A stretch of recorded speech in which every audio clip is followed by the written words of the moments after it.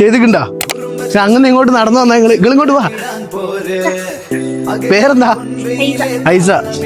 മൂപ്പര് ആളും ഫോളോ ചെയ്തിട്ട് ബാക്കിൽ തന്നെ വന്നാണ്. വിളിക്കണ്ടേ? അന്ന് വിളിക്കാഞ്ഞേ? ഇങ്ങനെ ബാക്കിൽ നടന്ന് നമുക്ക് മനസ്സിലാവുക.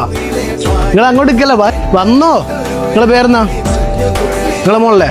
നിങ്ങൾ അങ്ങനെ വിളിക്കണ്ട, നമ്മളെ കാണുമ്പോൾ വിളിക്കണ്ട. നിങ്ങള് 2 പേജ് വിഷ്ണു തലച്ചേരും ചെയ്തിനാ? ചെയ്തിട്ടുണ്ടാ?